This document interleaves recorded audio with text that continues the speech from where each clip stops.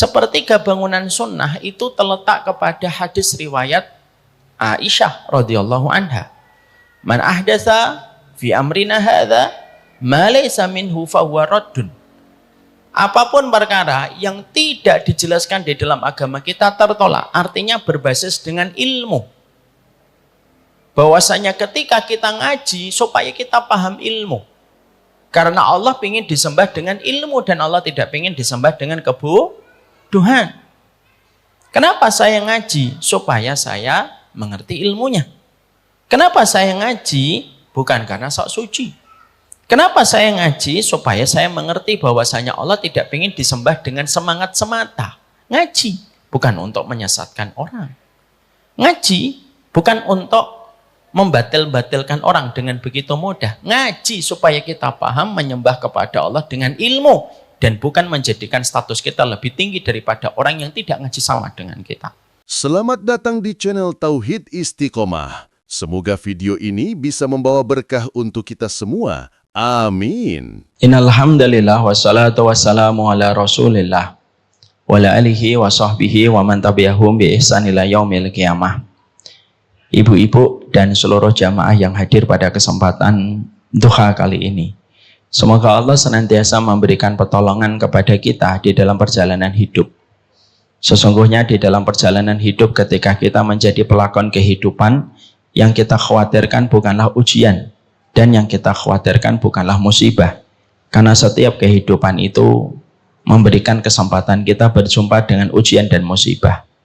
Tapi yang kita khawatirkan adalah ketika kita di dalam kehidupan ini sebagai pelakonnya, kita tidak mendapatkan pertolongan dari sisi Allah untuk menghadapi setiap ujian dan setiap musibah.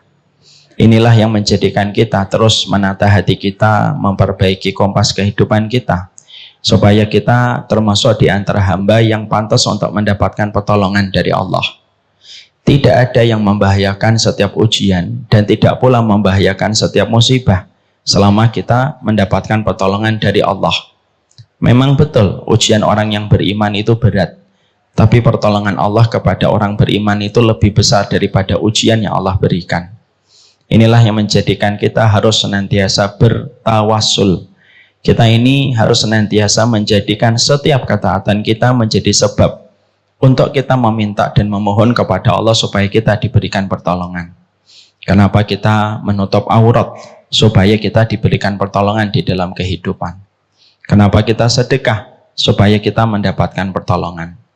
Kenapa kita sholat malam? Karena kita ingin mendapatkan pertolongan. Kenapa kita meninggalkan yang haram? Supaya kita mendapatkan pertolongan di dalam kehidupan. Kalau kehidupan kita sudah mendapatkan pertolongan dari Allah, semua peran yang kita jalani di dalam kehidupan akan begitu sempurna kita selesaikan setiap amanah dan peran yang kita hadapi selama kita mendapatkan pertolongan yang datang dari Allah begitu besar. Ibu tidak akan bisa menghadapi suami dengan segala ritmenya dan segala latar belakangnya kecuali ibu diberikan pertolongan oleh Allah. Kita tidak akan pernah mampu menghadapi istri kita dengan seluruh problematikanya, kekurangannya, bengkoknya, dan keterbatasannya, kecuali ketika kita diberikan pertolongan dari Allah. Kalau pertolongan Allah itu sudah datang, maka sebagaimana api pun bisa menjadi dingin. Kalau pertolongan Allah itu sudah datang, daratan pun, lautan pun bisa menjadi daratan. Kalau pertolongan Allah itu sudah datang, kaum yang sangat membenci sepenuh kota Mekah pun bisa sangat mencintai Nabi setelah pertolongan Allah itu datang. Kita sebenarnya dalam hidup tidak butuh banyak pertolongan makhluk, tapi kita dalam hidup itu membutuhkan banyak pertolongan Allah. Pertolongan makhluk itu pun merupakan bagian dari pertolongan Allah, karena kalau hatinya tidak dilunakkan oleh Allah, tidak mungkin dia itu akan menolong kita. Inilah cara kita, kenapa kita harus ngaji setiap waktunya, supaya kita mudah ditolong oleh Allah kalau sedang menghadapi setiap musibah dan setiap cobaan. Musibah itu pasti, cobaan itu hanyalah menunggu waktu, karena masing-masing dari kita pasti mendapatkan cobaan dan ujian di dalam perjalanan hidup. Innahu lam yabqa minad dunya illa bala'un wa fitanun. Tidak ada yang tersisa pada kehidupan di dunia kecuali cobaan dan ujian. Dan tentunya ketika kita sudah paham fakta kehidupan itu ada cobaan dan ujian, maka tidak ada yang paling kita butuhkan kecuali adalah pertolongan. Kalau kita sudah mendapatkan pertolongan, sebesar apapun gelombang itu akan dibuat landai oleh Allah. Kalau datang pertolongan, sekuat apapun angin menerpa, Allah akan mengademkan kembali angin itu supaya tidak merusak apa yang kita miliki. Karena pertolongan Allah itu merupakan hajat terbesar kehidupan kita. Karena tidak ada hajat terbesar kehidupan manusia kecuali adalah pertolongan. Makanya ibu mengulang satu ayat seharinya 17 kali. Yang kita kalau betul-betul sadar kenapa kita mengulang ayat ini 17 kali. Supaya memberi arti kepada kita sedemikian kuatnya pertolongan Allah itu kita butuhkan. Apa ayat yang kita baca 17 kali di dalam satu hari? Iyyaka na'budu wa iyyaka nasta'in. Kepadamu kami hidup, kami menyembah, dan kepadamu kami meminta pertolongan.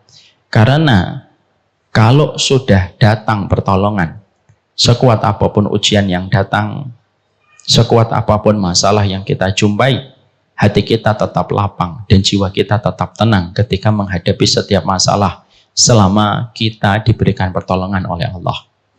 Jadi kalau ibu nanti ditanya, kenapa ngaji terus? Supaya memantaskan saya mendapatkan pertolongan. Kenapa ibadah terus? Supaya memantaskan diri kita mendapatkan pertolongan. Kita tidak pernah tahu ujian itu kapan datangnya. Bisa jadi di waktu pagi kita tertawa, tapi menjelang siang kita menangis ketika tiba-tiba ujian itu datang. Bisa jadi siang hari kita dalam kondisi gembira, tapi sore hari tiba-tiba kita mendapatkan telepon yang menjadikan kita seakan mendapatkan kiamat kecil itu menimpa kepada kita. Hidup itu bukan apa yang kita mau, tapi hidup itu berjalan terkadang tidak sesuai dengan planning dan harapan kita. Maka itulah yang menjadikan kita harus senantiasa memohon pertolongan kepada Allah setiap waktunya. Jadi kalau ada orang yang nanya sama ibu, kenapa ngaji terus? Karena ingin mendapatkan pertolongan. Kalau nanti ibu dikomentari, saya bingung deh sama kamu, ngaji terus. Maka ibu katakan kepadanya, saya juga lebih bingung sama kamu nggak pernah ngaji dalam hidup. Bagaimana kamu akan mendapatkan pertolongan ketika nanti tiba-tiba ada ujian dan ada turbulence dalam kehidupan kita. Tidak ada yang paling kita butuhkan kalau guncangan itu terjadi kecuali adalah Allah. Ketika ibu melewati pesawat, ketika ibu naik pesawat melewati udara, lalu mengalami guncangan turbulence, siapa nama yang paling kita sebut? Suami? Enggak. Istri? Enggak. Anak? Enggak. Pasti pertama kali yang kita sebut adalah Allah. Sebutin apapun ibu kepada suami, tapi ketika guncangan itu datang, kita tidak akan menyebut nama suami kita. Bambang? Enggak. Enggak. Pasti kita akan menyebut nama Allah, ya Rabb, astagfirullah.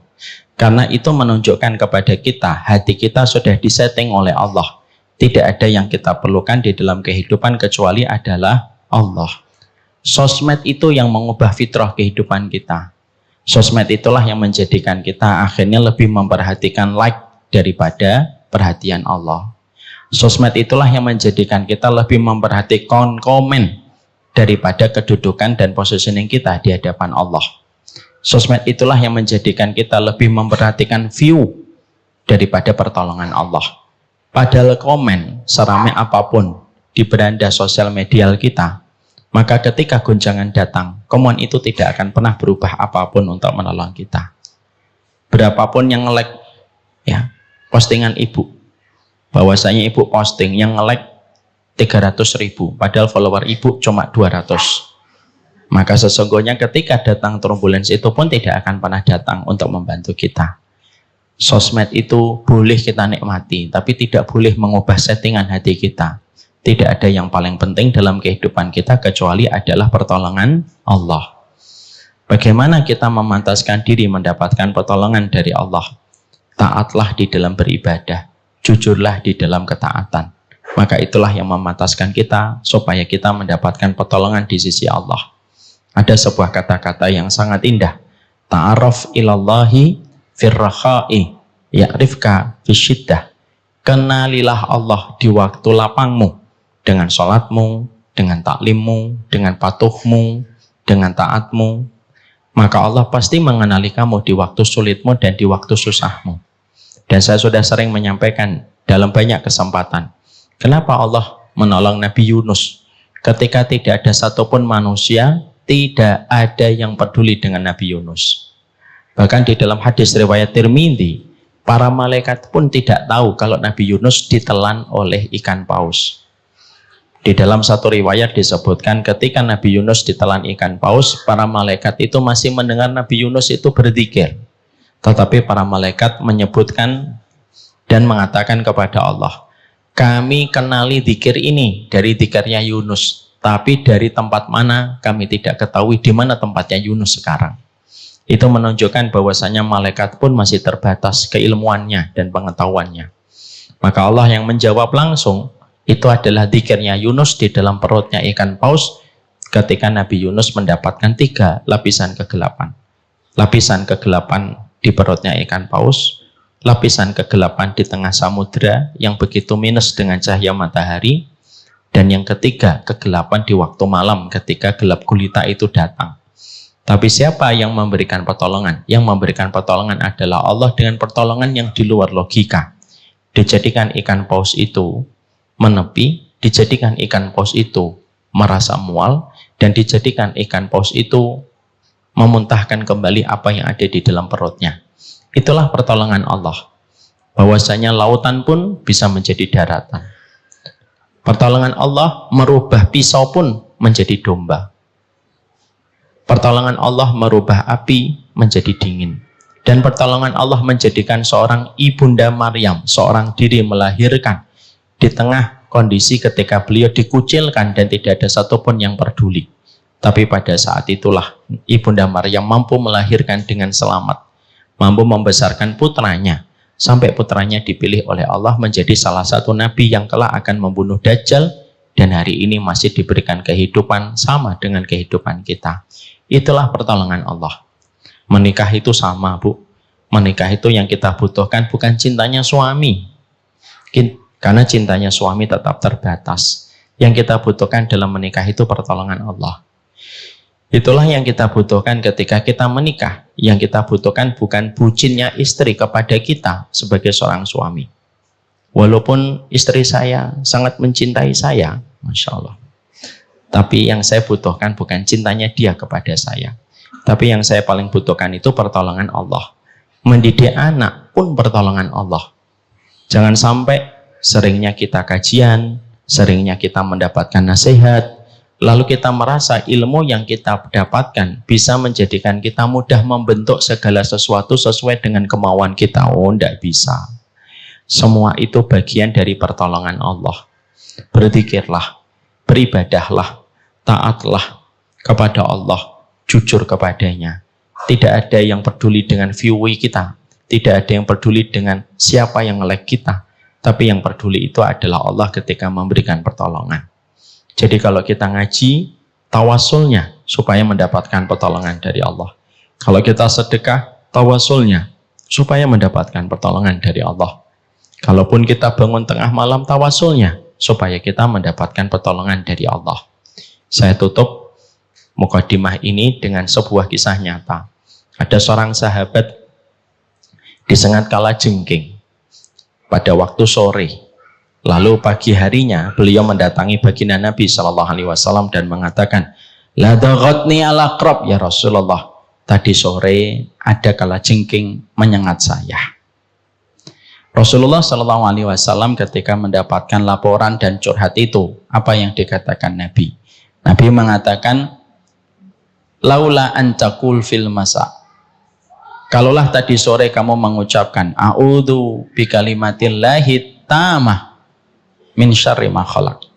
Kalaulah tadi sore kamu berzikir, ya Allah aku berlindung dari segala keburukan makhluk yang engkau ciptakan, pastilah kalajengking itu tidak menyengatmu di waktu sore tadi. Apa yang kita tangkap dari pesan dan message kisah ini? Pesan yang kuat yang ada pada riwayat ini adalah ketaatan kita secara jujur, ibadah kita secara tulus, itu merupakan sebab kita mendapatkan pertolongan di dalam kehidupan. Ngajilah kita karena ingin mendapatkan pertolongan. Bapak-bapak yang sabar sama istri supaya kita mendapatkan pertolongan. Ibu-ibu juga sabar menghadapi suami. Semoga ibu mendapatkan pertolongan. Saya katakan ya Bu, di balik seorang istri yang bersabar, ada seorang suami yang sedang meneteskan air mata. Jangan merasa paling berkorban di dalam rumah tangga. Saya pernah mendapati kisah nyata, Bu. Ada suami istri yang sudah dekat dengan saya. Saya ceritakan namanya, tapi ini lucu. Qadarullah dua-duanya itu, qadarullah itu lagi ada masalah. Dua-duanya telepon saya. Dengan waktu yang tidak terlalu lama. Pagi, istrinya nelpon ngomong, "Ustadz, saya mau konsultasi." Saya bilang, "Saya lagi banyak orang, Bu, nanti aja." "Ya Ustadz, nanti kalau sudah ada waktu longgar, tolong. Nanti saya mau konsultasi sebentar." Iya. Belum saya tutup, kalau salah 2 jam. Suaminya juga nelpon. "Ustadz, saya mau konsultasi." Akhirnya saya buka untuk suaminya dulu. Ceritalah panjang lebar. Bagaimana perselisihan antara beliau dengan istrinya. Dan beliau nangis. "Masya Allah Ustadz, istri saya Ustadz." Padahal di waktu sorenya ketika istrinya konsultasi pun sama. Istrinya pun menangis dan berkata, "Masya Allah Ustadz, suami saya Ustadz." Saya ingin ketawa, tapi saya nggak ingin menyampaikan. Tapi disitulah kita paham. Ternyata yang merusak kehidupan rumah tangga kita bukan suami kita dan bukan istri kita. Yang terkadang merusak rumah tangga kita itu adalah ketika kita merasa paling berkorban di dalam rumah tangga. Jadi sebelum ibu nanti ngomong, "Ya Allah Ustadz, suami saya." Bayangkan Bu, ada seorang suami harus menyeka air mata sebelum masuk ke garasi rumahnya. Maka fahamilah bahwasanya rumah tangga itu memang sama-sama meneteskan air mata. Semoga kita mendapatkan pertolongan dari sisi Allah Subhanahu wa taala. Amin insyaallah. Alhamdulillah, tentunya senantiasa kita bersyukur kepada Allah dalam setiap perjalanan kehidupan kita. Syukur itu bukan sesuatu yang ringan. Syukur itu harus ditopang dengan ilmu. Sabar saja tidak bisa kita lakukan tanpa ilmu. Sebagaimana perkataan yang disampaikan oleh Nabi Khidir, "Kaifa tasbiru malam tukhid bihi khubra." Gimana kamu mau sabar Musa kalau kamu tidak punya ilmunya? Sama pula, sabar itu harus dilatih dengan ilmu. Makanya kalau ada yang mengatakan, "Saya orangnya nggak sabaran Ustaz," itu berarti dia tidak mau belajar. Karena sabar itu bisa didapatkan dengan ilmu. Sama pula ketika sabar itu harus dengan ilmu, maka syukur itu pun harus dengan ilmu. Supaya betul-betul kita menjadi hamba yang bersyukur. Para ulama mengatakan, sesungguhnya syukur itu terkadang jauh lebih berat daripada setiap kesabaran. Ujian itu lebih mudah mendekatkan kita kepada Allah dibandingkan kenikmatan. Terkadang membuat kita lapang tetapi justru membuat kita lalai.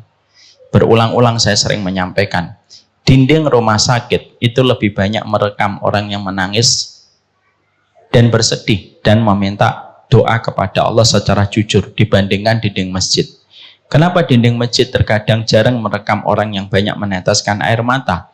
Karena kondisi lapang dan tenang yang sedang kita rasakan terkadang menjadikan kita tidak terasa dekat dengan Allah. Tapi kalau kita sedang digoncang, pada saat itulah kita merasakan dekat dengan Allah. Makanya syukur itu bukan perkara gampang. Kalau ada yang mengatakan ketika diberikan pilihan, milih sabar atau milih syukur, langsung tanpa berpikir dia mengatakan, "Syukur Ustaz." Tidak segampang itu Ferguson. Ya. Jadi syukur itu tidak semudah yang kita pikirkan. Karena syukur itu sifatnya long term. Dan sabar itu sifatnya short term. Do you understand what I mean? Yes. Gak usah dijawab, yes. Gak usah dijawab. Kenapa sabar itu short term? Karena biasanya sabar itu ketika kita sedang menghadapi cobaan. Tapi syukur kenapa long term? Karena syukur itu biasanya ketika kita mendapatkan kemudahan. Dan kaidah kehidupan itu jauh lebih mudah nikmatnya dan lebih panjang nikmatnya daripada ujian. Kenapa? Ujian itu seujung kuku. Tapi nikmatnya Allah itu sepanjang dan seluas samudra. Makanya sabar itu ketika kita sedang diuji. Tapi syukur itu setiap waktu dan setiap saatnya. Dan itulah yang menjadikan syukur itu berat. Bersyukurlah ibu. kepada Allah. Bersyukurlah bapak kita kepada Allah. Syukur kita kepada Allah setidaknya harus terpenuhi dengan 2 syarat yang utama supaya betul-betul syukur kita diterima.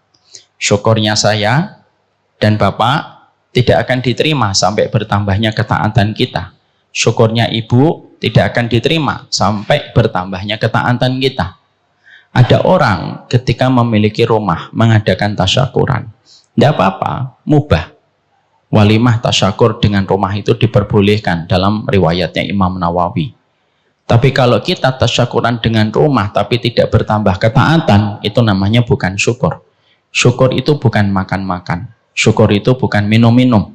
Tapi syukur itu bertambahnya ketaatan kita setelah kita mendapatkan setiap kenikmatan. Yang kedua yang paling penting, syukur kita tidak akan diterima sama Allah sampai kita, para laki-laki dengan perempuan beda, Bu.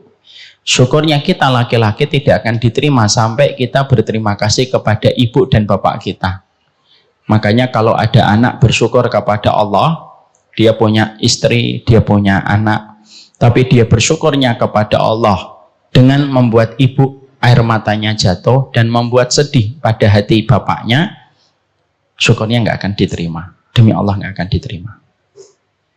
Maaf ya Bu, ada anak ibu rajin taklim, ngaji tauhid dan ngaji sunnah. Tapi setiap pulang ke rumah dia bertengkar dengan ibunya, dia konflik dengan bapaknya, dia menutup pintu kamar dengan orang tuanya, mengawamkan orang tuanya, membodohkan keluarganya, sampai akhirnya membuat air mata berderai karena jatuh dalam kesedihan menghadapi putranya. Walaupun serajin apapun dia taklim dan kajian, sesering apapun dia kajian, kajiannya 4 kali Bu dia dalam sehari, padahal ustadznya cuma 3 kali kajian, maka tidak akan diterima oleh Allah. Tidak akan diterima sama Allah. Ini yang harus kita perhatikan. Banyak anak muda hari ini baru ngaji Bu, tapi ketika mereka baru ngaji, banyak di antara mereka suka menyudutkan ibu dan bapaknya. Memang betul ibu dan bapaknya belum paham. Memang betul ibu dan bapaknya belum tahu. Tapi bukankah kewajiban kita kepada orang tua membalut ilmu yang kita dapatkan menjadi sajian dan hidangan terbaik untuk mereka supaya mereka tahu. Bapak, kalau bapak sholat tahajudnya panjang, dari isya sampai subuh, sedekahnya banyak, puasa banyak, tapi ibu kita sedih gara-gara melihat kelakuan kita, demi Allah tidak akan diterima syukur kita kepada Allah sampai kita bersyukur kepada ibu dan bapak kita. Sama dengan ibu, tapi beda konteksnya.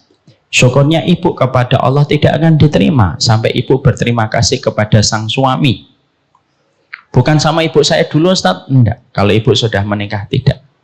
Maka syukurnya ibu kepada Allah tidak akan diterima sampai ibu bersyukur kepada sang suami atas setiap jerih payah yang telah mereka lakukan. Selama suaminya tidak melakukan perzinahan, dosa-dosa besar, kemaksiatan yang bisa menggugurkan keimanan, dan tidak melakukan kekerasan, maka wajib seorang wanita syukurnya dia akan diterima sama Allah sebesar keridhaan suami kepadanya. Sebesar suaminya ridho kepadanya, sebesar itu pula kesyukuran ibu diterima. Dan setiap kesyukuran ketika diterima, semakin besar keberkahan yang ibu dapatkan. Ibu ngaji, ibu taklim, ibu puasa sunnah, ibu sholat malam, tapi ketika hatinya ibu, ketika posisi ibu di hatinya suami tidak diridhoi, maka demi Allah, syukurnya ibu kepada Allah tidak diterima sampai berterima kasih dulu kepada sang suami atas seluruh jerih payah yang telah mereka berikan kepada kita selaku istrinya. Suka tidak suka, mau tidak mau, begitulah kaidah kehidupan ketika kita berterima kasih. Semoga kita senantiasa bisa berterima kasih yang terbaik, bisa terima kasih kepada Allah dengan ketaatan yang bertambah, bisa bersyukur kepada Allah dengan kita berterima kasih kepada ibu kita dan kepada suami kita tercinta. Dan semoga Allah memberikan kepada kita kebaikan di dalam perjalanan hidup. Amin insyaallah. Seluruh jamaah yang semoga Allah rahmati, kita tentunya paham bahwasanya tanda hati dan tanda iman yang hidup pada perjalanan hati kita itu adalah ketika kita memiliki rasa khawatir dan takut kepada fitnah. Karena sesungguhnya ketika kita ingin mengetahui iman kita itu hidup atau tidak hidup, salah satu indikatornya adalah sebesar apa ketakutan kita kepada fitnah. Fitnah itu bukanlah ketika kita mendapatkan berita yang tidak sesuai dengan kenyataan. Itu fitnah dalam terminologi bahasa Indonesia. Tapi fitnah dalam terminologi syariat itu adalah perkara apapun yang bisa menimpa dan merusak kehidupan agama kita dan merusak kehidupan akhirat kita. Itulah yang disebut dengan fitnah. Apapun yang merusak akhirat kita, apapun yang merusak agama kita, dan apapun yang merusak kehidupan akhirat kebenaran kita, maka itu termasuk di antara fitnah. Makanya tidak ada indikator hati yang hidup bukan hanya ketika dia rajin sholat. Indikator hati yang hidup bukan terletak ketika kita bersemangat di dalam kita melakukan haji dan umroh. Indikator hati yang hidup itu adalah ketika kita khawatir terhadap fitnah. Karena generasi pertama umat ini tidak ada yang mereka paling takutkan kecuali adalah fitnah. Untuk bisa menimpa kepada mereka dan merusak kehidupan agama dan kehidupan akhirat mereka. Tidaklah Rasulullah SAW ketika beliau mendapatkan hadis dari Jibril, kecuali Jibril itu bertanya tentang hari kiamat, lalu bertanya tentang tanda-tanda kiamat. Tidaklah seorang malaikat Jibril bertanya tentang tanda kiamat kecuali ingin menyampaikan kepada kita bahwasanya persoalan zaman fitnah yang menjadi satu paruh waktu sebelum tegaknya hari kiamat itu menjadi perkara yang harus selalu kita sikapi dengan waspada. Tidaklah Rasulullah beliau khutbah yang paling panjang sampai beliau berkhutbah lebih dari 10 jam. Tidak terputus di antara semua khutbah yang beliau sampaikan dari pagi sampai menjelang maghrib kecuali khutbah tentang masalah zaman fitnah. Dan tidaklah Umar bin Khattab ketika mengumpulkan setiap para sahabat yang masih tersisa dan beliau bertanya tentang satu pertanyaan yang diajukan oleh Umar bin Khattab ketika mengumpulkan para sahabat yang tersisa. Beliau tidak bertanya tentang gimana sifat sholat yang sunnah, bukan. Beliau tidak bertanya bagaimana sifat haji dan umrah yang sunnah, bukan. Tapi yang beliau tanyakan adalah fitnah yang bisa menimpa kepada setiap orang. Untuk memberikan kepada kita tentang sebuah ketegasan, dan ini memberikan kepada kita sebuah pesan yang sangat jelas. Tidak ada yang paling dikhawatirkan oleh orang yang memiliki iman kecuali mereka khawatir terhadap fitnah yang bisa menimpa kepada kehidupan agama dan kehidupan akhirat. Ketika fitnah itu sudah datang, maka rusaklah kehidupan dunia dan rusaklah kehidupan agama dan kehidupan akhirat seseorang.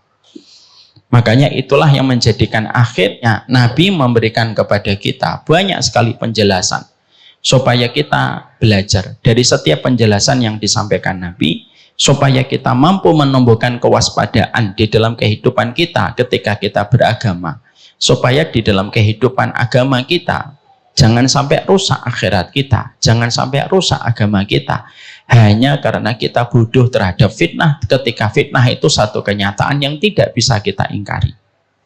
Fitnah itu selalu ada.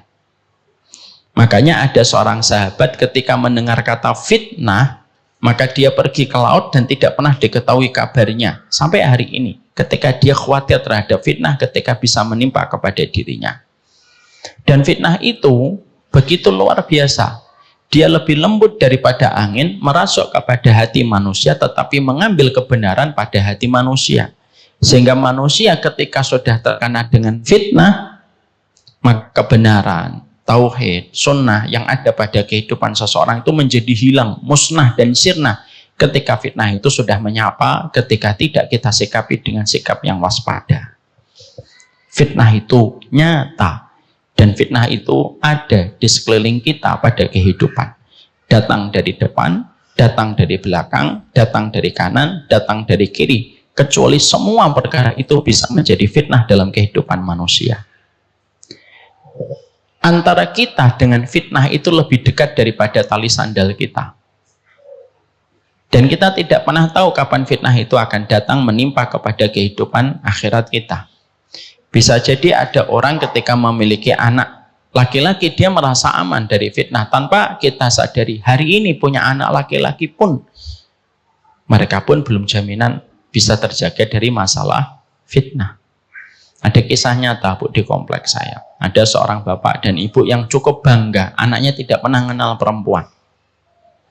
Dan tidak pernah cicet dengan perempuan. Handphonenya dicek.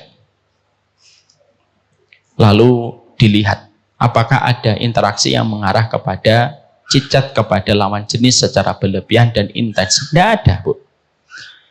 Tapi siapa yang menyangka ketika sang ibu dan sang bapak sering menceritakan dengan rasa bangga bahwasanya anaknya laki-laki ketika bertumbuh dewasa tidak memiliki kecondongan kepada perempuan secara berlebihan, tidak punya pacar, tidak ingin punya pacar gitu. Tapi yang terjadi apa yang kita temukan, beberapa bulan kemudian sang ibu dan bapak merasakan remuk di hatinya ketika mendapati bahwasanya ketika temannya laki-laki dari teman anaknya datang, mereka tertangkap basah sedang mandi berdua dalam kondisi melakukan perkara yang melampaui batas. Itulah fitnah. Fitnah itu bisa masuk kapan saja dan kita tidak pernah tahu kapan fitnah itu bisa datang untuk menyergap apa yang kita miliki paling berharga dalam kehidupan. Zina kita takutkan, tapi zina itu bagian dari fitnah. Homo itu paling kita khawatirkan, tapi homo itu bagian dari fitnah. Seorang suami yang selingkuh itu memang kita benci, tapi itu bagian dari fitnah. Atap dari semua yang tadi saya sebutkan, contohnya itu atapnya itu fitnah. Jadi namanya korupsi, zina, homo, lesbian, pemikiran yang menyimpang, dan semuanya itu memiliki atap yang sama. Itulah yang disebut dengan atap fitnah. Makanya itulah yang menjadikan kita akhirnya paham. Fitnah itu datangnya bisa jadi tiba-tiba. Dan fitnah itu bisa jadi itu kecil, tapi lama-lama membesar. Dan kita terkadang tidak siap untuk menghadapi konsekuensi ketika fitnah itu sudah datang.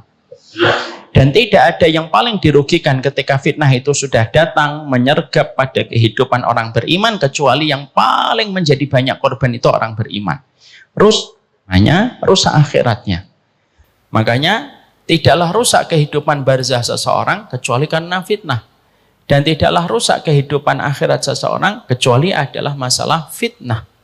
Makanya sampai kita mendapati Allah berfirman, wal fitnatu asyaddu minal qatl. Sesungguhnya fitnah itu lebih kejam daripada pembunuhan. Itu bukan fitnah yang menuduh orang tanpa bukti. Bukan itu artinya.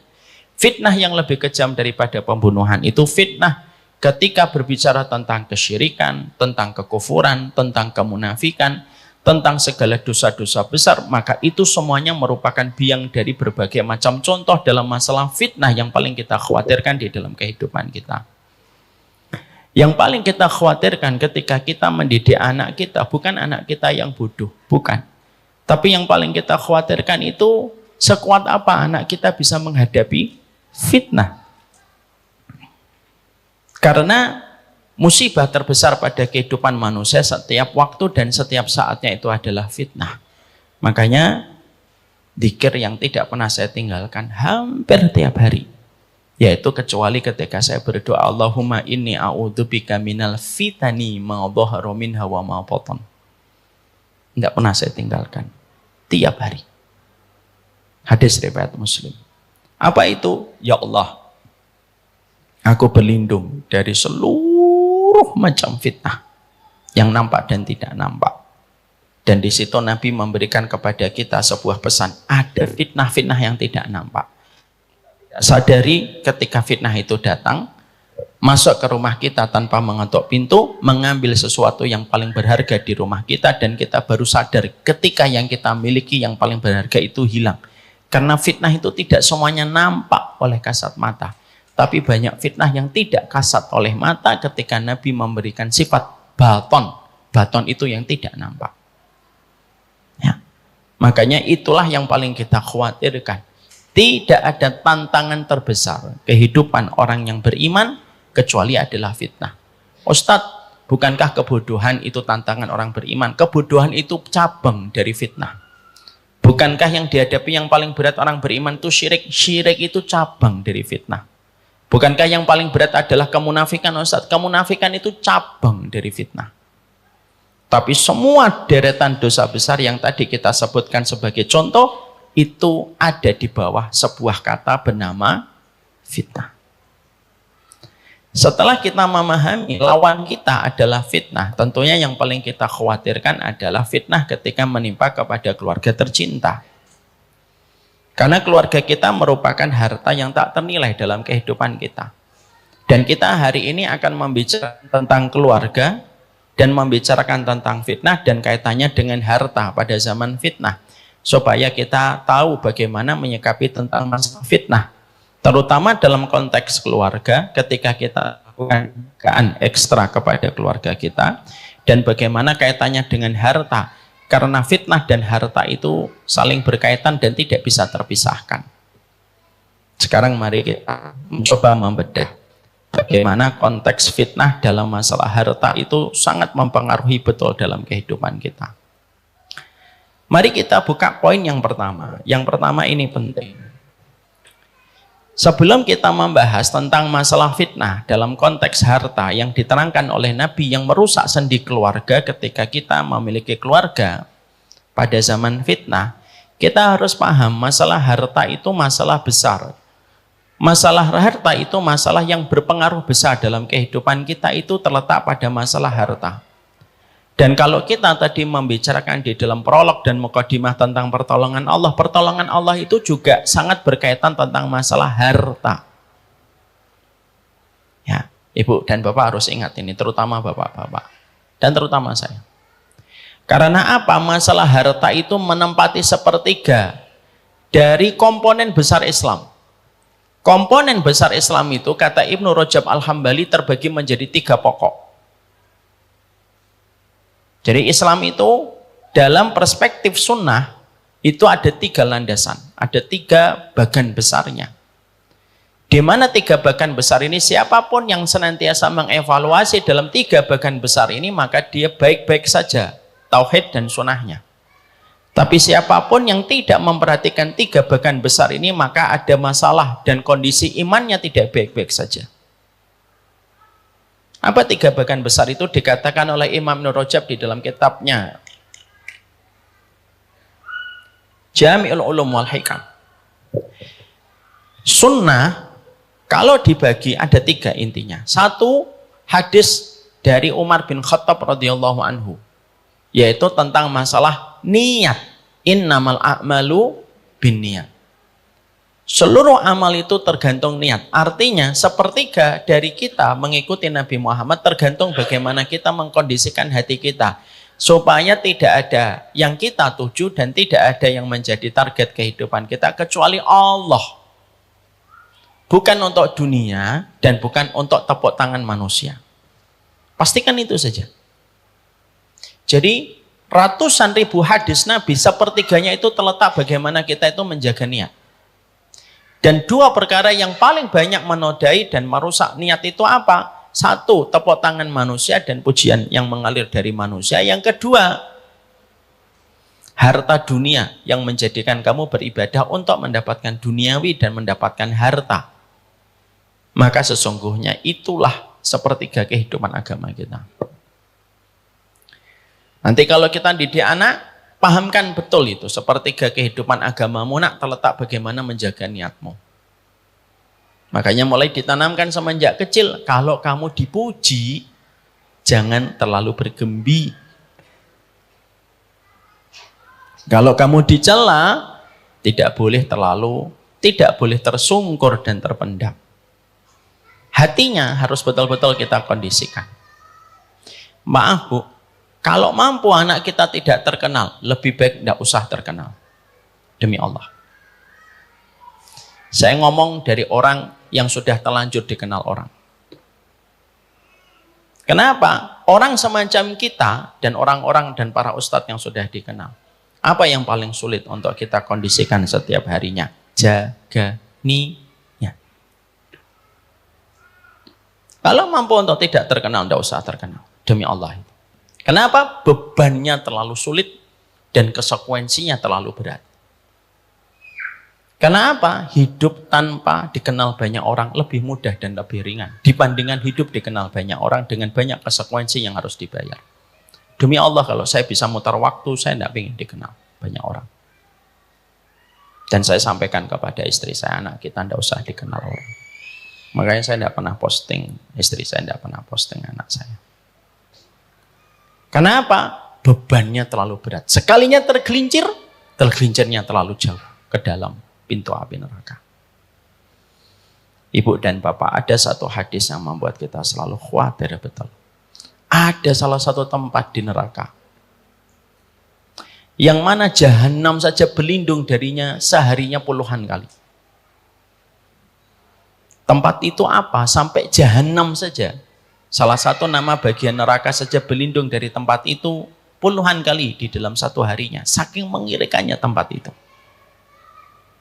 Dan ternyata kata Nabi, tempat itu diperuntukkan bagi mereka yang hafal Al-Quran. Mereka yang menyampaikan ilmu. Mereka yang menyampaikan kebenaran. Tetapi tujuannya bukan untuk ridhonya Allah, tetapi untuk tepuk tangan manusia dan dunia. Sepertiga bangunan sunnah itu terletak kepada penjagaan hati.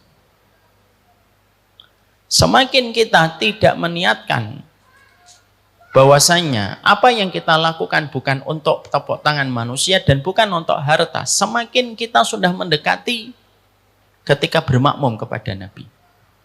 Tapi semakin kita tidak mempedulikan hati kita, semakin jauh makmum kita dari Nabi. Ibarat Nabi berdiri di Pamulang, kita bermakmum di Bekasi.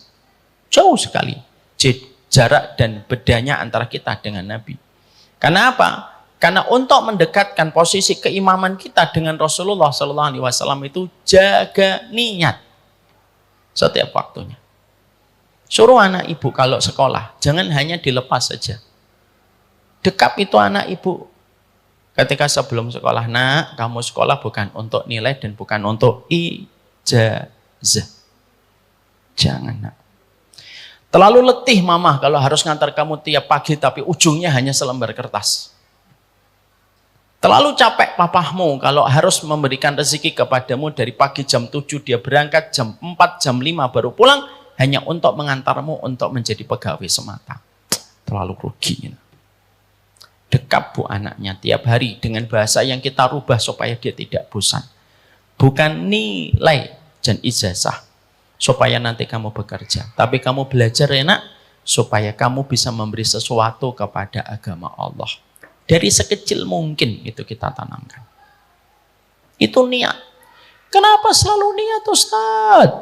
Karena niat itu merupakan perkara yang paling mahal di sisi Allah. Tidak ada bagian yang paling dijadikan spotlight oleh Allah dalam setiap kehidupan kita kecuali niat. Niat. Nanti kalau anak kita meminta kepada kita, mau S2 mah, niatnya apa? Nyari ilmu, mama biayain. Kalau niatnya supaya gampang kerja, jangan. Koreksi dulu niatmu. Sebelum kamu nanti sekolah. Karena terlalu mahal akhirat kita korbankan. Hanya untuk mereka yang belajar dengan susah payah, dengan biaya yang tidak sedikit. Hanya untuk mendapatkan sekeping dari kenikmatan duniawi dan hanya selembar kertas untuk bisa masuk pada satu profesi yang diinginkan. Kita terlalu sekuler ketika kita terlalu berkiblat kepada orang barat yang meniatkan segala sesuatu harus dengan nilai di atas kertas. Belajar itu wajib, tapi masuk kepada bagian kehidupan orang-orang yang tidak beriman kepada Allah tidak boleh. Itu yang pertama. Yang kedua, sepertiga bangunan sunnah itu terletak kepada hadis riwayat Aisyah radhiyallahu anha. Man ahdatsa fi amrina hadza ma laysa minhu fa huwa raddun. Apapun perkara yang tidak dijelaskan di dalam agama kita tertolak. Artinya berbasis dengan ilmu. Bahwasanya ketika kita ngaji supaya kita paham ilmu. Karena Allah ingin disembah dengan ilmu dan Allah tidak ingin disembah dengan Tuhan. Kenapa saya ngaji? Supaya saya mengerti ilmunya. Kenapa saya ngaji? Bukan karena sok suci. Kenapa saya ngaji? Supaya saya mengerti bahwasanya Allah tidak ingin disembah dengan semangat semata. Ngaji bukan untuk menyesatkan orang. Ngaji bukan untuk membatil-batilkan orang dengan begitu mudah. Ngaji supaya kita paham menyembah kepada Allah dengan ilmu. Dan bukan menjadikan status kita lebih tinggi daripada orang yang tidak ngaji sama dengan kita. Saya ingatkan itu. Ibu, jujur saya sampaikan kepada ibu. Ini terutama yang masih suka untuk mengatakan bahwasanya majelisnya lebih benar daripada majelis orang lain. 3 minggu atau 1 bulan yang lalu kita dikagetkan dan kita ikut bergembira dengan wafatnya seorang ustadz, dengan wafat yang sangat indah di atas mimbar. Tahu kita? Hari apa? Hari Jumat. Sedang apa? Khutbah. Sekarang kita tanya dan kita bedah kematian beliau dan wafatnya beliau yang indah sebagai bagian dari cara kita ghibtoh kepada beliau. Tidak ada hari yang terbaik dalam 1 pekan kecuali hari Jumat. Tidak ada jengkal tanah yang terbaik kecuali masjid. Dan di antara masjid mana jengkal yang terbaik? Mimbar. Semua bagian ini sampai bawah atas, mana yang paling mulia? Ini yang paling mulia. Makanya kalau sudah ada orang yang ngomong di sini tidak boleh ngomong. Tidak ada yang boleh bicara. Kenapa kalau ustadz yang ngomong saya boleh bicara? Karena saya nggak di atas mimbar. Makanya tadi ada yang masih bisik-bisik, jam berapa sih ini? Gitu. Setengah 12 Bu, saya jawab. Karena saya tidak di mimbar. Nggak langsung dosa dan tidak langsung batal pahala ibu ketika ikut taklim. Tapi kalau saya sudah berdiri di sini, maka seketika idza qala li sahibika ansit wal imamu yakhtubu faqad lagauta. Kalau khatib sedang bicara di atas mimbar lalu kamu bicara sama temanmu, kamu batal, apalagi teman kamu. Ibu pernah nggak gitu? Nggak pernah, karena ibu nggak pernah sholat Jumat. Itu yang kedua. Ya. Itu yang ketiga. Hari Jumat di masjid dan di atas mimbar. Tapi mari kita jujur melihat beliau. Apakah beliau 100% frekuensi ilmunya sama dengan kita? Enggak, Bu. Saya yakin seluruh ibu-ibu yang di sini dan di bawah, apakah semuanya pernah mendengar kajian beliau? Enggak. Apakah semua dari kita cocok dengan beliau ketika ngisi? Enggak. Beliau juga tidak pernah menepuk dadanya sebagai ustadz sunnah. Dan orang-orang yang sering menggembur-gemburkan dengan kata-kata ustadz sunnah dan ustadz bukan sunnah juga mengkategorikan beliau bukan ustadz sunnah. Ya atau tidak? Ya atau tidak? Tapi meninggalnya di atas tempat yang terbaik di antara masjid-masjidnya Allah. Dan itu menjadi pelajaran untuk kita. Terkadang ada orang yang terkadang tidak selalu harus 100% frekuensinya sama dengan kita, lalu bisa mendapatkan husnul khatimah. Untuk memberikan arti kepada kita bahwasanya hidup kamu itu bukan hanya tentang diri kamu, antara diri kamu dengan Allah. Supaya kita belajar bahwasanya kehidupan kita wajib memegang pendapat yang paling kuat, tapi menghormati orang yang beriman sebagai umatnya Nabi Muhammad yang terkadang tidak sama dengan pilihan kita, itu juga sama pentingnya. Ada nggak orang NU yang mati husnul khatimah? Banyak. Ada nggak orang Muhammadiyah yang mati husnul khatimah? Banyak, Bu. Ada nggak orang IM yang mati husnul khatimah? Banyak. Ada itu Mang Odet, orang Bandung kalau nggak salah, mungkin IM atau apa. Beliau wali kota Bandung meninggal ketika sholat 2 rakaat sebelum melaksanakan khutbah. Ada Ustadz Syatibi yang videonya sempat viral ketika beliau sedang ngisi kajian gitu. Orang Mampang, orang Al-Hikmah lalu meninggal dunia. Itulah yang menjadikan kita akhirnya memahami betul. Ilmu yang kita pelajari, ambil pendapat yang paling kuat. Tapi menghormati pendapat orang lain yang terkadang tidak sama dengan kita, penting. Udah nggak laku sekarang itu. Cara kita untuk mendoktrin kepada pengikut kita supaya hanya mau kepada kita dan menutup mata kepada orang selain kita. Kita tidak pernah tahu kebaikan orang itu di hadapan Allah sehingga kita tidak boleh untuk menjudge-nya begitu instan dan begitu mudah. Ini bukan berarti nanti ibu tidak peduli dengan ilmu. Harus peduli dengan ilmu. Tapi cara kita menghormati orang lain itu teramat penting supaya kita paham. Kenapa Allah wafatkan orang yang mati husnul khatimah itu tidak semuanya 100% frekuensinya sama dengan kita ketika ngaji. Supaya membuka mata kita, supaya membuka mataku, supaya membuka matamu. Ada orang yang terkadang tidak selalu 100% sama dengan dirimu, tapi ternyata dia pun mendapatkan husnul khatimah. Kadang-kadang ada tetangga kita, Ibu, mungkin 1-2 dia melakukan tindakan yang salah. Menurut kita itu salah. Dan ternyata mungkin pendapat kita itu benar di sisi Allah. Tapi di balik 1-2 perkara yang salah yang dia lakukan, bisa jadi dia melakukan amalan-amalan lain, di mana amalan yang lain itu justru mendatangkan ridhonya Allah kepadanya. Dan kita tidak tahu. Oke, dalam masalah tahun baru dia salah. Tapi bisa jadi dia punya masalah-masalah yang lain, yang amal-amal soleh itu dilakukan oleh beliau, yang tidak kita sadari, tanpa kita sadari amalan-amalan yang lain. Itu menghapuskan dosanya ketika dia di tahun baru, dan Allah menerima amalnya. Karena banyaknya amal lain selain itu yang Allah terima ketika dia betul-betul ikhlas. Kan kita tidak pernah tahu. Cara kita melihat orang lain itu penting. Saya pernah menyampaikan sebuah analogi di sini. Saya ingatkan kembali karena peristiwa ini baru saja terjadi supaya kita semakin paham. Kalau saya janji sama istri saya.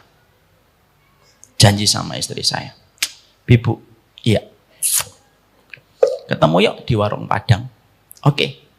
Warung Padang mana? Duha dan malam. Bukan pagi sore, enggak. Duha dan malam. Contoh. Kalau saya nyebutkan yang tadi kan iklan namanya.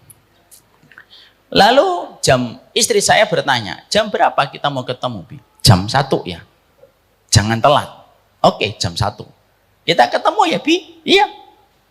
Saya berangkat dulu ya, ada kerjaan. Oke. Jam 1 ya, Bi? Jam 1. Paham kan, Pak? Kalau istri sudah pulang, berarti kita tidak boleh telat. Jam 1 siang, istri saya sudah on time di warung Padang. Saya jam 1 siang belum datang. Jam 2 belum datang, jam 3 belum datang. Nelpon saya sudah lebih dari 99 kali. Lebih dari Asmaul Husna. Saya qadarullah tidak bisa ngangkat. Karena saya lagi sibuk dengan sesuatu yang saya persiapkan. Sekalinya ngangkat, mati. Jam 3 istri saya nelpon sudah nggak bisa. Sudah, kotak, box. Jam 4, ditelepon tidak bisa. Istri saya masih nungguin itu di warung Padang. Rendangnya sudah habis 7. Apalagi tongkol baladonya, Masya Allah. Sama kikirnya. Maka jam 3 sampai jam 4, saya belum datang. Jam 5 saya baru datang, Pak. Istri saya dalam kondisi sudah betul-betul marah atau senyum, Pak? Marah lah, tidak usah kita sok mengatakan senyum. Pasti marah. Berasap atau tidak kepalanya? Tergantung. Warung Padangnya ber-AC atau tidak ber-AC. Maka ketika datang, istri saya sudah langsung marah. Kamu ini janji jam 1. Ditelepon 99 kali. Tidak diangkat. Sampai ditelepon jam 3, juga nggak diangkat. Mati lagi handphonenya. Lalu saya berkata, maafin saya ya, saya salah. Tapi karena saya lagi mempersiapkan sesuatu. Istri saya sudah tidak peduli apa yang saya persiapkan. Dan dia tidak nanya, apa yang kamu persiapkan, Binda? Egonya lagi naik tinggi. Maka saya berkata sama istri saya membelikan kamu kalung. Tuh Pak, istri kita itu kayak gini-gini nih. Padahal contoh loh itu. Disebutkan kalau langsung wih gitu. Itu contoh. Saya membelikan kamu kalung. Kalungnya harganya 300 juta. Kira-kira istri saya terus akan marah atau tersenyum? Paham maksud saya, Pak?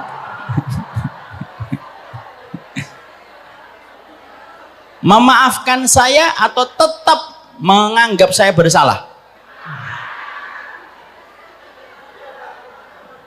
Dan kira-kira apa perkataan istri saya setelah itu? Istri saya akan berkata, Bi, iya. Lain kali telatnya jam 9 malam ya, Bi. supaya kalongnya 600 juta. Paham di sini? Jangan sampai nanti pulang ditanya, tadi ngajinya apa? Ustadz beliin kalong 200 juta. Enggak. Bukan itu. Intinya adalah bahwasannya bisa jadi kita punya salah, tapi bisa jadi ada kebaikan-kebaikan yang dilakukan yang menjadikan akhirnya Allah itu ngampunin kita. Bisa jadi tetangga kita ketika ada yang meninggal, dia salah mengambil pendapat ijtihad, tapi dalam masalah yang lain dia memiliki kebaikan yang tidak kita sadari, Bu. Paham di situ?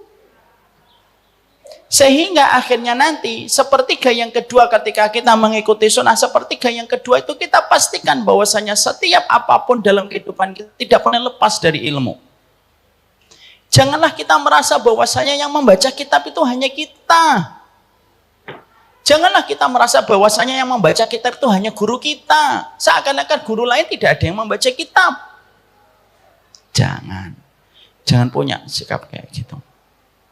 Dan saya itu tidak memusuhi siapapun, yang kecuali yang saya musuhi itu adalah sikap kita sesama muslim itu. Jangan sampai kita itu gampang untuk memusuhi orang yang beriman. Kita tidak cocok, wajar. Emang kita harus cocok supaya kita saling mencintai gitu. Kalau ada seorang guru ngaji, dakwah, tapi sekali gurunya keluar dari masjid tidak mau menyapa kepada guru yang lain yang tidak sama dengan dirinya kecuali yang disapa muridnya, terus kita belajar apa dari dirinya? Setiap orang bisa menyampaikan teori tentang persaudaraan, tapi tidak setiap orang bisa menyampaikan keteladanan dalam persaudaraan. Saya lebih senang anak saya belajar dari orang yang standar ilmunya, tapi memiliki kemuliaan akhlak ketika dia menyikapi orang lain, itu jauh lebih saya senangi untuk anak saya. Daripada anak saya belajar dengan orang yang pintar, tapi mereka justru membangun istana-istana tinggi, hanya untuk menjadikan merasa jumawa dan melangit dengan apa yang mereka pelajari. Tidak. Jangan gitu. Maka itu yang kedua. Yang ketiga, bangunan sunnah itu yang ketiga itu apa? Bangunan sunnah yang ketiga itu adalah Nu'man bin Bashir. Apa itu hadisnya? Innal halala bayyinun wa innal harama bayyinun. Wa bainahuma umurun mutasyabihat. Yang halal itu jelas, yang haram itu jelas, dan di antara keduanya itu perkara syubhat. Ini di mana Nabi itu menyampaikan kepada kita pada poin yang pertama masalah kita, keluarga, dan harta. Itu yang pertama, poin yang paling penting. Sepertiga dari komitmen kita kepada sunnah itu terletak bagaimana penjagaan kita tentang masalah harta, supaya harta kita tidak tercampur dengan syubhat dan tidak tercampur dengan yang haram. Berarti menunjukkan kepada kita bahwasannya kalau kita ingin supaya mengevaluasi kehidupan kita, apakah saya ini betul-betul sunnah, apakah saya betul-betul bertauhid di atas akidah Ahlussunnah wal Jamaah, maka cara untuk mengkoreksinya dalam 3 perkara. Sebesar apa kamu melihat keikhlasan hatimu, sebesar apa cintamu kepada ilmu, dan yang ketiga, sebesar apa kamu hati-hati terhadap masalah harta. Makanya kalau ada orang sering ngaji dari seorang laki-laki, tapi dia tetap sama, tidak peduli tentang bagaimana dia menjumput hartanya dan mengambil hartanya, ada sepertiga bangunan akidah dan bangunan sunnah yang rusak pada dirinya. Ketika kebaikan dan kebenaran sunnah itu terletak sepertiganya itu pada penjagaan tentang masalah harta. Makanya maaf ibu, para wanita terdahulu itu ketika mereka mengkondisikan suaminya, mereka selalu berkata, nasbir alal jau' wala nasbir alal nar. Bang, kita itu sabar kalau kita itu lapar, tapi kita tidak sabar kalau kamu pulang membawa neraka. Kenapa ini menjadi masalah yang besar dalam kehidupan agama kita? Karena harta itu bukan masalah kecil, dia masalah besar. Memang harta dan dunia itu sebagaimana sepotong sayapnya seekor nyamuk. Betul, dunia dan isinya kalau dikumpulkan itu tidak lebih sayapnya seekor nyamuk. Memang betul tidak lebih dari sayapnya seekor nyamuk. Tapi ketika mendapatkan dengan cara yang haram, murkanya Allah lebih daripada apapun. Tidaklah Nabi Adam dikeluarkan dari surga bukan karena zina, dan tidaklah Nabi Adam dikeluarkan dari surga bukan karena kezaliman. Dikeluarkan Nabi Adam pertama kali dari surga karena memakan buah yang diharamkan oleh Allah untuk memberi arti kepada kita. Dosa yang paling banyak dilakukan manusia itu adalah syahwat. Dan syahwat itu bertumpu dalam dua perkara. Syahwat tentang masalah kemaluan, dan syahwat tentang masalah dunia yang dia makan dan dia nikmati. Itu masalah dunia. Makanya akhirnya pada poin yang pertama, penjagaan pertama kita ketika sudah membicarakan tentang masalah harta. Kenapa sepenting itu masalah harta dalam penjagaan kita? Karena masalah harta mempengaruhi bagaimana kita ketika bermakmum kepada Nabi Muhammad SAW. Cara kita bermakmum kepada Nabi itu tergantung bagaimana cara kita untuk menjaga dari harta yang haram. Semakin bersih harta kita dari yang haram, semakin dimudahkan oleh Allah. Semakin harta kita makan dengan cara yang haram, semakin rusak kualitas kehidupan keluarga kita. Makanya maafkan, ingat gak Bapak dan Ibu, saya pernah menyampaikan perkataan dari Syekh Mutawalli Sya'rawi. Harta itu ada dua. Ada harta yang mengawetkan, ada harta yang sifatnya merusak. Apa itu harta yang sifatnya merusak? Harta yang sifatnya merusak itu adalah hartanya bisa jadi banyak, tapi merusak. Mungkin dapatnya 1 miliar, tapi suaminya berzina. Mungkin dapatnya 3 miliar, tapi anaknya menghamili orang.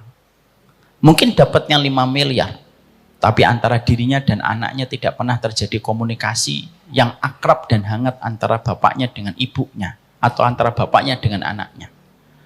Mungkin dapatnya 6 miliar, tapi dia menghadapi satu pembiayaan jauh lebih besar daripada uang yang dia miliki. Itu namanya harta yang merusak. Dan yang paling kita khawatirkan itu apa? Bukan fakirnya yang paling dikhawatirkan orang beriman, tapi yang paling dikhawatirkan orang beriman itu ketika hartanya merusak. Dan harta yang merusak itu tergantung bagaimana cara dia ketika mendapatkan harta. Ada harta yang kedua, ada harta yang sifatnya mengawetkan. Harta yang mengawetkan itu bagaimana? Dijadikan mungkin banyak, dijadikan pula terkadang itu sedang. Gajinya cuma 5 juta, tapi kebutuhannya 3 juta. Dijadikan cuma 5 juta, tapi 5 anaknya itu sayang banget sama abahnya. Setiap abahnya pulang, ada yang langsung membukakan pagar, ada yang mengambil tasnya, ada yang mengambil kunci motornya, ada yang melepaskan sepatu abahnya, ada yang langsung mengambilkan air putih abahnya, ada yang langsung menawarkan kepada abahnya, "Bah, mau dipijit, bah." Itu namanya mengawetkan. Hartanya mungkin cuma 3 juta per bulan, tapi ketika anaknya tidak mampu sekolah, dan tidak mampu abahnya menyekolahkan ke tingkat lanjutan, abahnya berkata sama anaknya, "Maaf ya nak, abah nggak bisa nguliahin kamu tahun ini. Harta abah lagi cekak, kamu sabar dulu ya." Lalu anaknya dijadikan oleh Allah lembut menjawab tanpa marah-marah, "Nggak apa-apa bah, abah fokus aja untuk adik-adik. Abang nanti bisa nyari beasiswa sendiri kok." Dan alhamdulillah kelihatannya sebentar lagi abang nanti dapat beasiswa. Itu mengawetkan. Pernah kita jumpai, Bu, ini pernah saya sampaikan. Pernah nggak kadang kita jumpai ada anak kita minta apa saja tuh sungkan gitu sama kita. Sampai kita sama istri kita kadang ngomong, "Ini anak kita yang nomor ini kok jarang minta ya." Iya ya, jarang minta ya. Ditawarin apa aja bilang nggak usah ma, nggak usah pa, masih cukup kok. Itu namanya mencukupkan. Ada nggak harta anak kita itu terkadang Masya Allah gitu, tasnya sudah robek-robek gitu. Lalu kita menawarkan, "Nak, tasmu itu nak sudah robek-robek nak, diganti tas yang baru ya nak." Lalu anak kita mengatakan, "Nggak apa-apa kok bah, yang penting ini tasnya masih bisa kepake. Nggak pada jatuh kok barangnya, nanti aja gantinya kalau sudah mau sekalian kuliah." Itu namanya mengawetkan. Makanya akhirnya Sa'ad bin Abi Waqqas itu mengatakan kepada kita, "Bu, poros kebaikan kita, dan kemudian kita tergantung bagaimana kita mendapatkan harta. Dan poros kerusakan kita dan kesulitan hidup kita itu tergantung bagaimana ketika kita rusak di dalam kita mendapatkan harta. Jadi masalah harta itu merupakan komponen terpenting. Karena pada poin nomor 1 kita akhirnya bicara tentang masalah harta pada zaman fitnah dan dampaknya pada keluarga. Terkadang keluarga kita hari ini begitu solid untuk dikondisikan beribadah kepada Allah. Bukan hatinya yang terlanjur rusak. Tapi terkadang ada anggota keluarga kita yang terkadang begitu sulit dikondisikan untuk beribadah pada zaman fitnah. Ketika seorang mamah begitu kesulitan mengkondisikan anaknya untuk sholat. Ketika ada seorang ibu begitu sulit mengkondisikan anaknya untuk menutup aurat. Ketika ada seorang bapak begitu sulit untuk menerjemahkan bahwasanya pacaran itu hanya menodai kehidupan putrinya. Dan ternyata sulit kita seakan-akan menabrak tembok yang tebal ketika kita menasihati anak kita. Bisa jadi bukan karena hati anak kita yang rusak, tapi karena ada makanan yang kita suapkan dari harta yang haram yang akhirnya menebalkan mereka untuk tidak bisa menerima perintah kebaikan dari kita. Mari kita buka surat Al-Mu'minun 51. Dika dibaca. Allah berfirman, wahai para rasul, makanlah dari makanan yang baik-baik dan kerjakanlah kebajikan. Sungguh, aku maha mengetahui apa yang kamu kerjakan.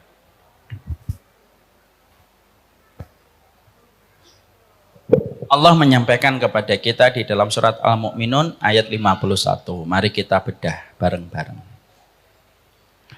Ya ayyuhar rusul kulum minat thayyibati wa'malu salihah inni bima ta'maluna alim. Perintah ini perintah agung, karena perintah ini secara spesifik ditujukan kepada para rasul. Jadi kalau ada satu ayat dimulai dengan ya ayyuhar rasul dan ya ayyuhalladzina amanu, berarti ya ayyuhar rasul itu lebih tinggi. Karena perintah itu diberikan spesifiknya kepada setiap para rasul. Dan ini menjadi kurikulum bagi orang beriman yang mengikuti jalannya para rasul. Perhatikan itu ayatnya, Bu.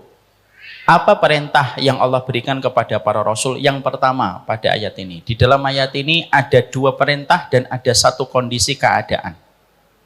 Saya ulang kembali. Surat Al-Mu'minun 51 ada 2 perintah dan 1 kondisi keadaan. Bisa dilihat? Apa 2 perintah itu? Yang pertama perintah itu kulu minat thayyibati.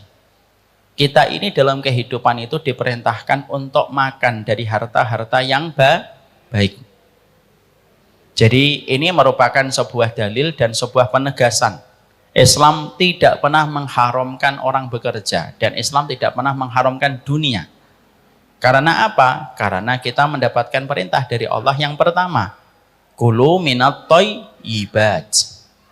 Makanlah yang baik. Perintah yang kedua Allah sampaikan, wa'malu sholihah. Yang kedua itu beramal sholihlah. Sekarang mari kita bedah sesuai dengan korelasi antara satu kalimat dengan kalimat. Itu disebut dengan munasabah. Kenapa perintah yang pertama makan? Kenapa perintah yang kedua beramal sholih? Mungkin nggak Allah itu menempatkan 2 perintah tanpa ada hubungan di antara keduanya? Ya tidak mungkin.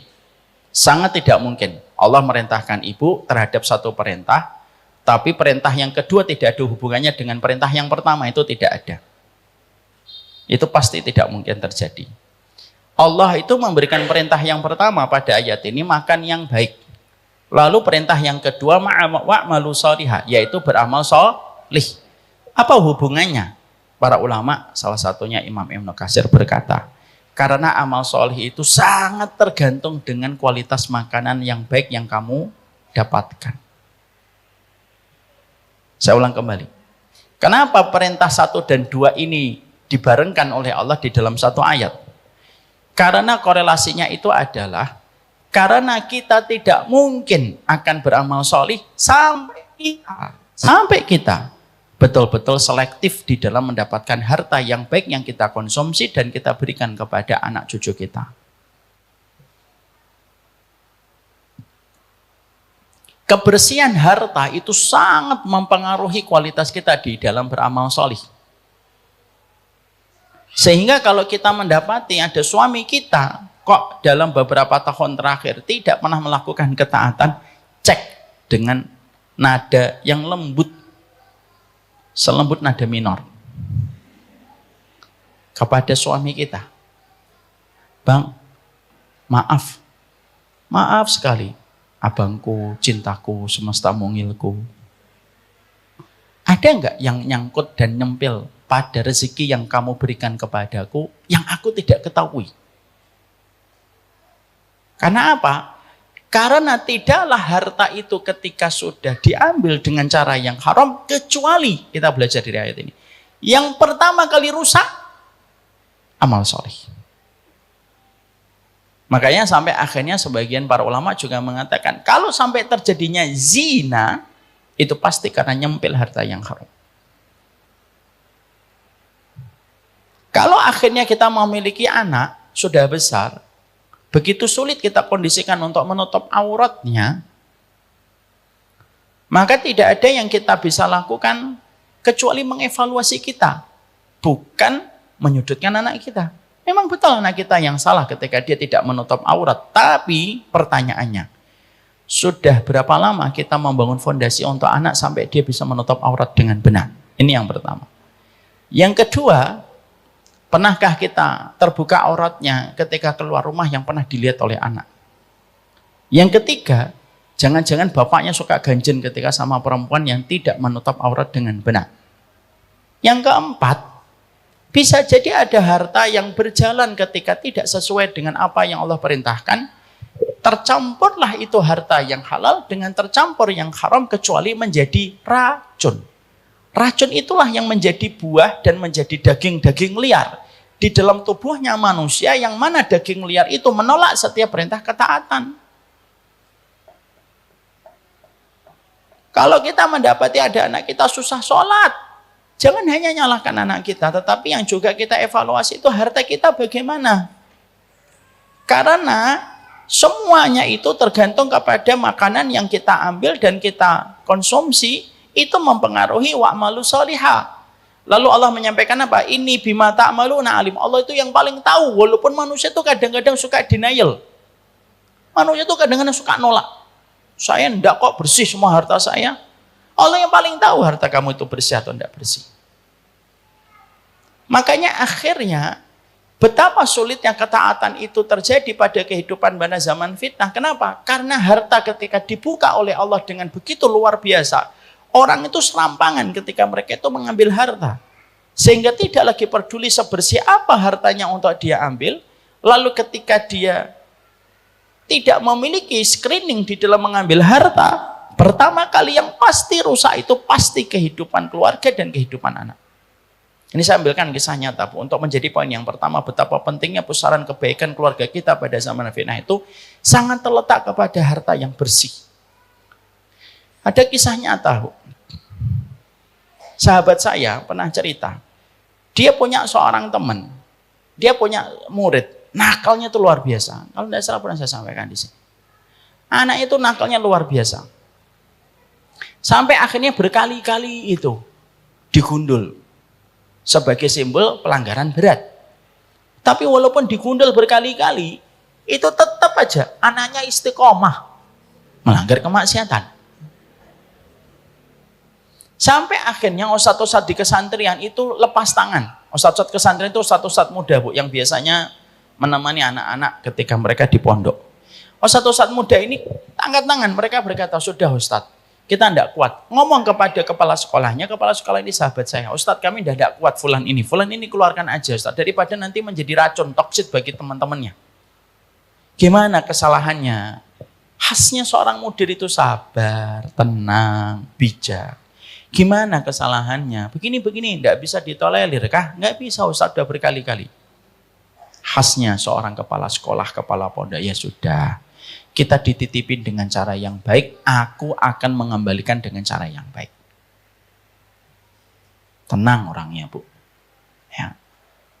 Akhirnya dia tahu kalau orang tua santri ini domisilinya di Bandung.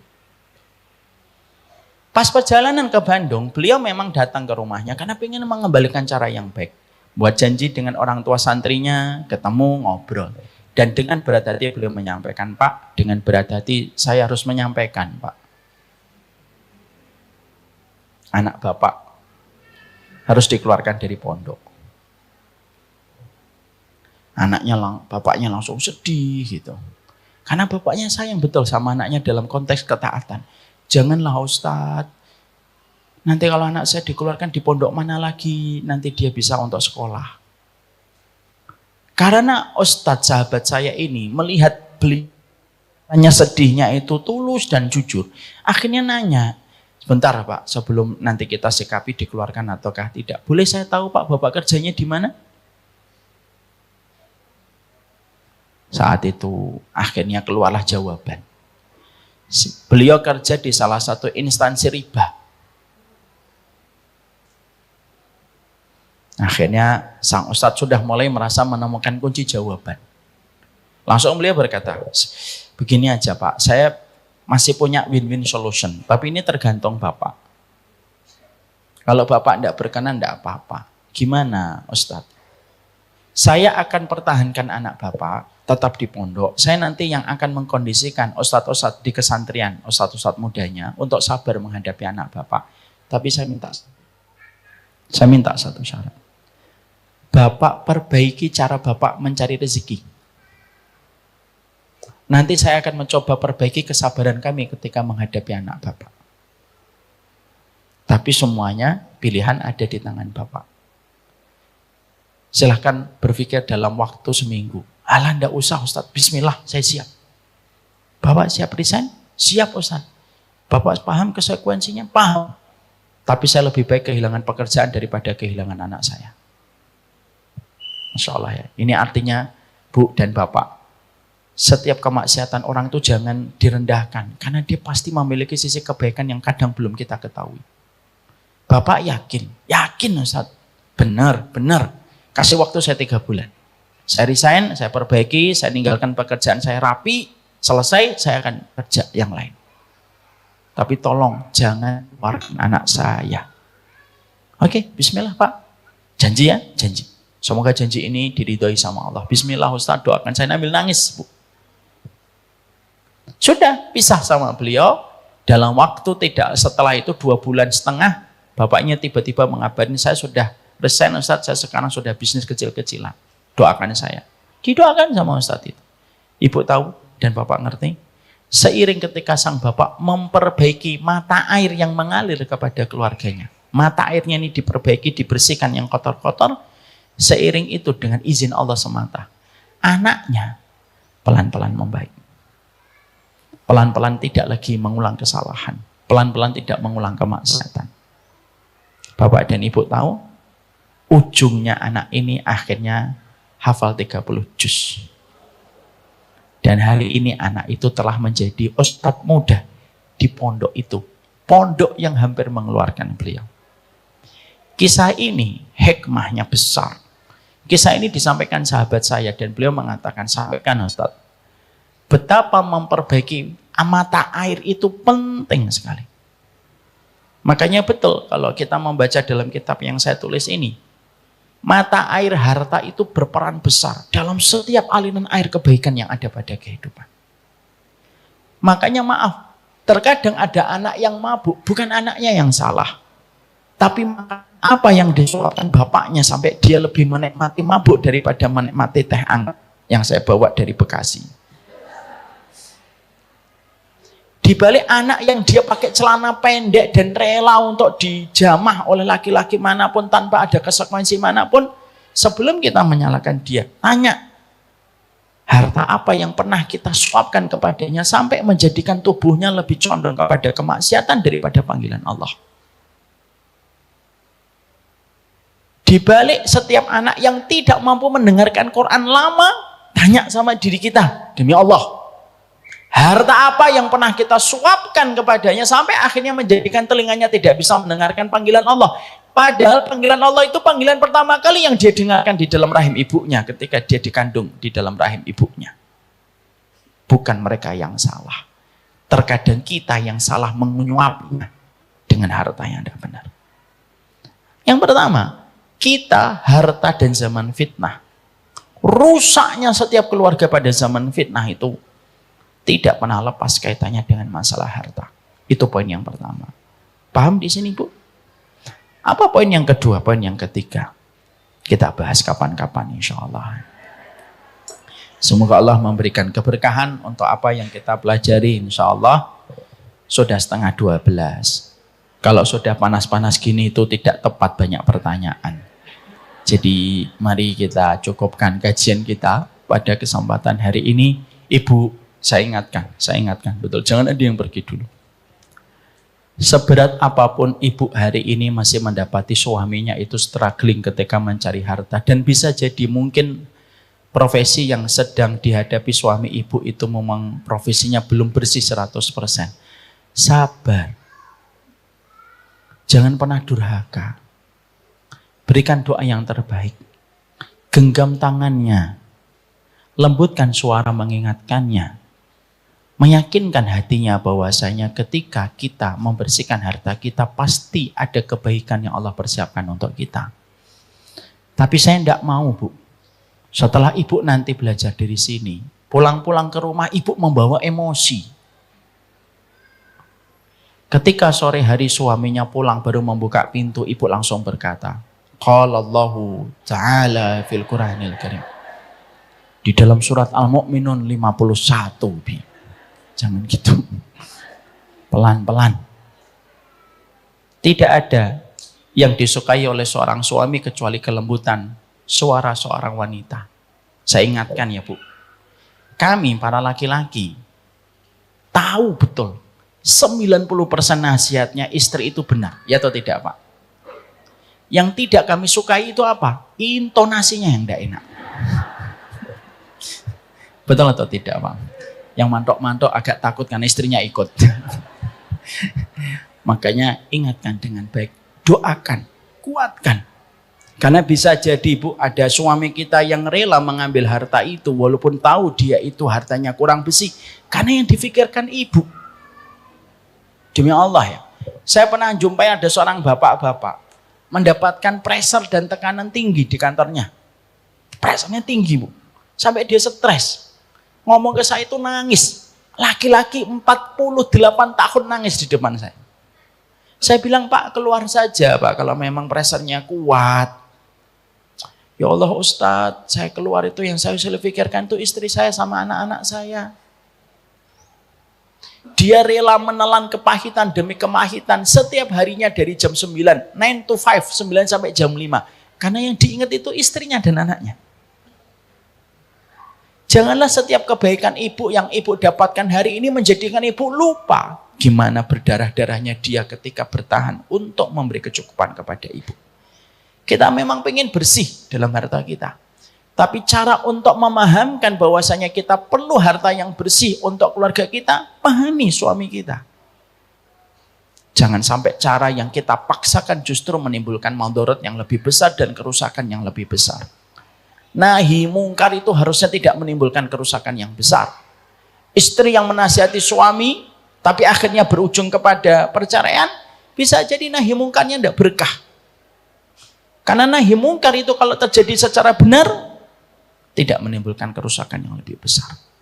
Wassallallahu ala nabiyina Muhammad walhamdulillahirabbil alamin. Ini yang dapat saya sampaikan. Tidak ada pertanyaan, insyaallah. Paham semuanya? Subhanakallahumma wa bihamdika asyhadu an la ilaha illa anta astaghfiruka wa atubu ilaik.